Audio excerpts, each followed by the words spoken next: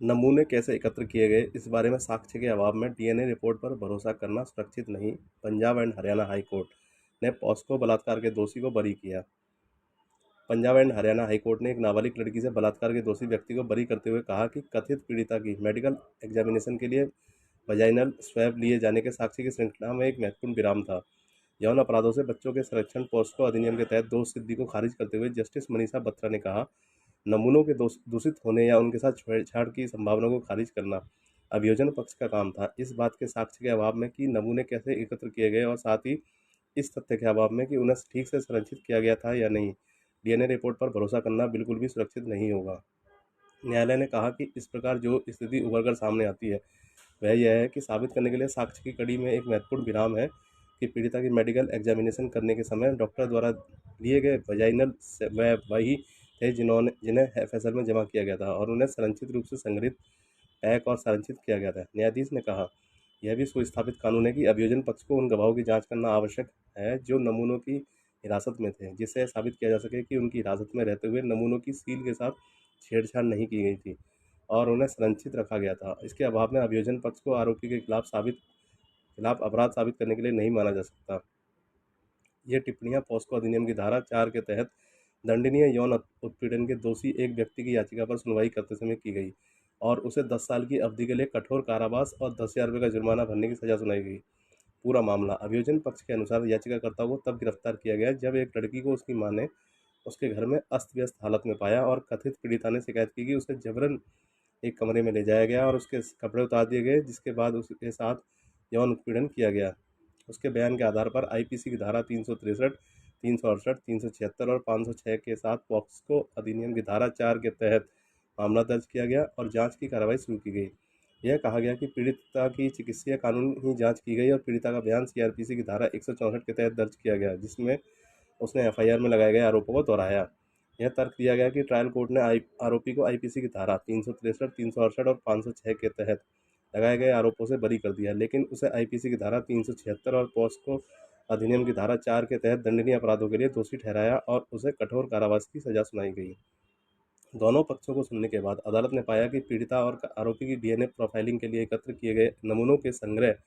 और संरक्षण के संबंध में संबंधित गवाहों के बयानों में भौतिक असंगतताएं असंगतताएं थीं। अदालत ने पाया कि जांच अधिकारी आईओ का बयान पीड़िता के किसी भी वजाइनल स्वैब को कब्जे में लेने और जमा करने के साथ साथ उसके संरक्षण को सुनिश्चित करने के बिंदु पर चुप रहा और उसने यह भी नहीं कहा कि वजाइनल स्वैब किया गया था और संबंधित डॉक्टर के पास रहा। इसके अलावा यह भी पाया गया कि जांच में शामिल हुई अन्य आईओ ने भी यह नहीं कहा कि पीड़िता के वेजाइनल स्वैब को कब्जे में लिया गया था और जमा किया गया था। जस्टिस बत्रा ने पाया कि डॉक्टर की गवाही ने एक अलग कहानी बयान की, क्योंकि उनके अनुसार डीएनए विश्लेषण के लिए पीड़िता के योनि स्वैब के साथ साथ दो अलग अलग नमूने लिए गए थे। अदालत ने कहा कि वह इस बात पर चुप रहे कि क्या वजाइनल स्वैब और ब्लड स्वैब उसके द्वारा किसी पुलिस अधिकारी को सौंपे गए थे या उसकी हिरासत में रखे गए थे और क्या वे पुलिस को सौंपे जाने की तारीख तक संरक्षित रहे। आश्चर्यजनक रूप से अदालत ने कहा कि उसने यह भी नहीं कहा कि उसने पीड़िता के किसी भी कपड़े को पुलिस को सौंपा था। अदालत ने कहा कि यह साबित करने के लिए कोई सबूत नहीं है कि डॉक्टर द्वारा लिए गए योनि स्वैब और रक्त के नमूने दूषित या हेरफेर नहीं किए गए थे। कहा गया, यह अभियोजन पक्ष का कर्तव्य है कि वह नमूने को संरक्षित करने या हेरफेर संदूषण के लिए हर कदम को साबित करे, क्योंकि ऐसे कदम के सबूत की अनुपस्थिति निश्चित रूप से अभियोजन पक्ष की कहानी को प्रभावित करेगी। अदालत ने कहा कि सकारात्मक साक्ष्य के अभाव में कुछ भी अनुमान नहीं लगाया जा सकता है और कहा कि अभियोजन पक्ष के लिए सकारात्मक साक्ष्य प्रस्तुत करके यह साबित करना अनिवार्य है कि पीड़िता के ब्लड के नमूने वजाइना के नमूने को सुरक्षित स्थिति में रखने के लिए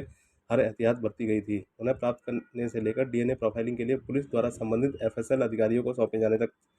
सभी में हुआ। न्यायालय ने निर्णय दिया, जो स्थिति उभरकर सामने आती है वह यह है कि मालखाने में जमा किए गए पीड़िता के योनि स्वैब और रक्त के नमूनों को जोड़ने वाली श्रृंखला टूटी हुई है और इसलिए यह नहीं कहा जा सकता कि नमूने जो 11/12/2020 को एफएसएल खरड़ के समक्ष जमा किए गए थे वो पीड़िता के थे और किसी के नहीं। इसलिए न्यायालय ने कहा कि डीएनए रिपोर्ट को पुख्ता या उच्च स्तर की प्रामाणिकता वाले नहीं कहा जा सकता है, क्योंकि यह संदेह से परे साबित नहीं हुआ है कि डॉक्टर द्वारा लिए गए वजाइनल स्वैब और रक्त के नमूने पीड़िता और आरोपी के थे। कथित पीड़िता को नाबालिग साबित नहीं किया जा सकता है। न्यायालय ने ट्रायल कोर्ट के इस निष्कर्ष को भी पलट दिया कि कथित पीड़िता नाबालिग थी, क्योंकि उसकी उम्र का समर्थन करने वाले स्कूल के दस्तावेज निर्णायक सबूत नहीं थे। इसमें कहा गया कि पीड़िता के स्कूल के एडमिशन रजिस्टर में दर्ज प्रविष्टियों के अंश का कोई साक्ष्य नहीं है, क्योंकि रिकॉर्ड में दिखाने के लिए कोई सबूत नहीं है कि पीड़िता की जन्म तिथि किस आधार पर निर्धारित की गई थी, इसलिए इसका कोई साक्ष्य मूल्य नहीं होगा, क्योंकि ना तो पीड़िता की मां ने यह कहा कि उसने ही पीड़िता की जन्म तिथि बताई थी। इसके परिणामस्वरूप न्यायालय ने दोषी को बरी कर दिया और ट्रायल कोर्ट के फैसले को रद्द कर दिया। अपीलकर्ता की वकील सतिंदर कौर, आर एस खेरा, डीएजी पंजाब, शिकायतकर्ता की वकील सुमिन बिश्नोई,